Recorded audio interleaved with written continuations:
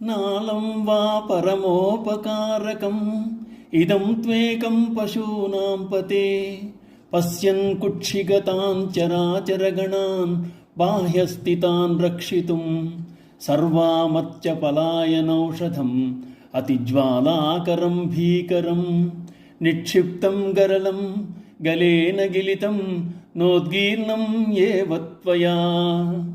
పశుపతి భూతనాథ, సర్వలోక భయంకరము తాపకారకము అయిన కాలకోట విషమును భయపడి పారిపోతున్న దేవతా సమూహములకు ఊరట కలగజేయు విధముగా కంఠమునందు ధరించిన నీవు ఆ గరళమును మృంగక గ్రక్కక కుక్షియందున జంగమస్థావరములకు బాహ్య ప్రపంచమందున్న ఇతరులకు హాని కలగకుండా కంఠమునందే నిలిపి రక్షించావు.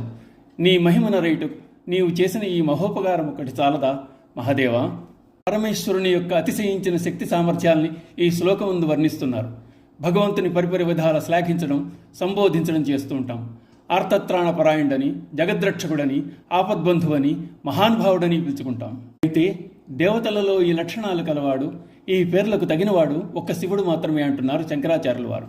సహాయం అర్థిస్తే చేసేవాడు ఆపద్బాంధవుడు.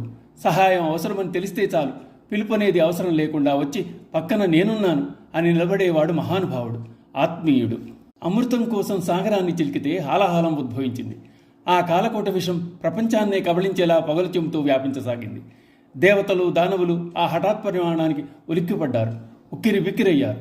అమృత రూపంలో ఉండే ఫలితాన్ని అనుభవిద్దామనుకున్నారే గాని ఇలా హాలాహలం పుట్టి తమనే హరించి వేయగలదని ఊహించలేకపోయారు. ప్రయత్నం విరమించి పరుగులు తీశారు. ఆ సమయంలో రంగప్రవేశం చేశాడు నాగాభరణ భూషితుడు మహాదేవుడు పరమేశ్వరుడు. పరిస్థితిని గమనించాడు. హాలాహలాన్ని తాను భక్షించి దేవదానవులనే కాదు విశ్వానంతటిని రక్షించాలని తలచిన విశ్వనాథుడు అమాంతం కాలకోట విషయాన్ని పట్టి ఉండగా చుట్టి నోట్లో వేసుకున్నాడు. అయితే ఆయన తన కుక్షిలో బ్రహ్మాండాలను, వాటిలోని సకల చరాచర ప్రాణికోటిని ధరిస్తున్నాడు. మరి వాటి సంగతి ఏమిటి?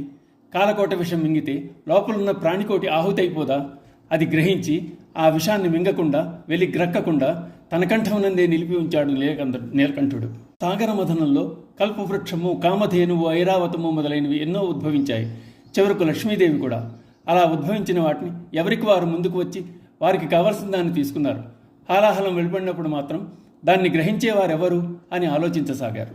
అయితే ఇటువంటి దయాగుణం, సాహసం, తెగింపు, సమయస్ఫూర్తి, ఆర్తత్రాణపరాయణత్వం, రక్షించే ఉపకార గుణం ఎవరికుంటాయి?